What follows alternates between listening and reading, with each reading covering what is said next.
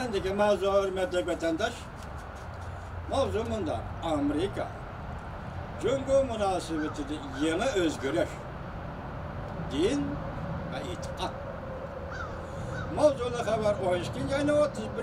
gün Amerika avazının Xitay Til programmasi e'lon qilindi. Xabar bunday boshlandi. Amerika bilan Cumhur savdo va bexatarlik masalasi bo'yicha talash-tartish qilib tarkishib turgan bir paytda ikki davlat munosabatiga yana bir yangi o'zgarish qo'shildi.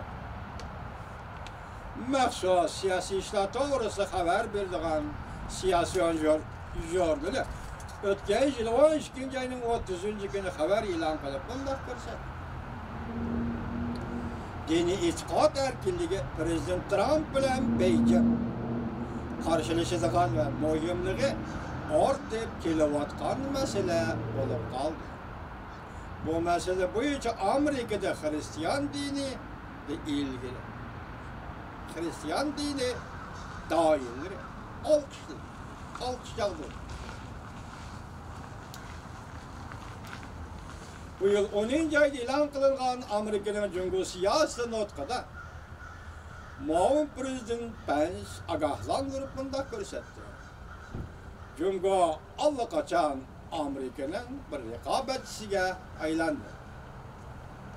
Bilasiz, raqobatchisiga aylandi.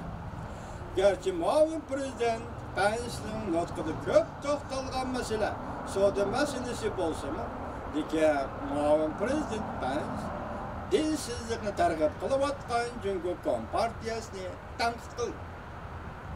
Muavin prezident Pence bunday ko'rsatdi. Cumhur kompartiyasi kirsit belgelerini çaktı. Yıktı. Çirkovlarını koydurdu. Muritlarını nazaret kıldı. Cumhur Hristiyan muritlerine nispeten növbette en xatarlı bir deve yetip geldi.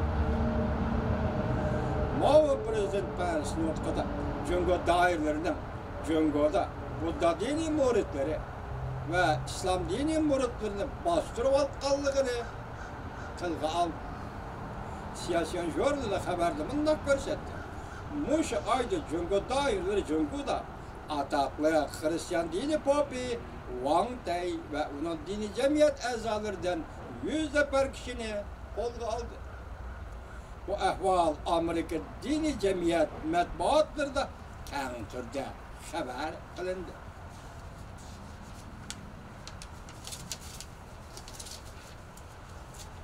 Bir necha kun o'tganda Prezident Trumpning xalqaro diniy erkinlik elchisi Brownberg Cumhur doiralarining diniy muritlarni bostirganligini ayblab, muavin Prezident Pence Cumhur masalasi to'g'risida nutq so'zlagandan beri kishilarning diniy e'tiqod to'g'risidagi ansirashlari texmo kuchayishga boshladi. Rusya mutaxassisleri Amerika'nın Suriye'den asker çekindirdiği Prezident Trump'ın stratejik maksatlarını gösterdi. Mavzula haber 12. ayın 28.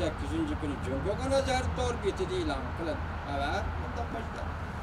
Yeni mavzu, yeni haber vatandaş. Biz bu to'g'rida o'tgan kelishimizni sizlarga muhokama qilgan edik. Bugun bu leksiyani anglab qo'yisizlar vatandoshlar. Amerika Qo'shma Shtatlarning prezidenti Trump Suriye'den asker chekindirishimiz mumkin deb chaqirganligi to'g'risida xabar Rossiyada diqqat qo'zg'adi. Rossiya matbuotlari va mutaxassislari obzor e'lon qilib, Prezident Trumpning qarorini cho'nqar ahamiyatga ega strategik maqsadlarni ko'rsatdi deb ko'rsatdi. Yaqindan beri dunyo geopolitik siyosatga ko'rsatgan ta'siri zo'r bo'lgan xabarlarning biri Prezident Trumpning 2018 yil 12 ayning 19 kuni Twitter'da e'lon qilgan biz Suriyada ISIS'lar davlatini mag'lub qildik.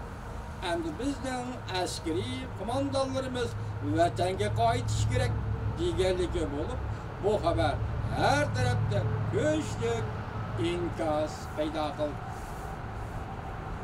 Amerika ve Rusya matbuatı obzor yazıp mundaq ko'rsatdi.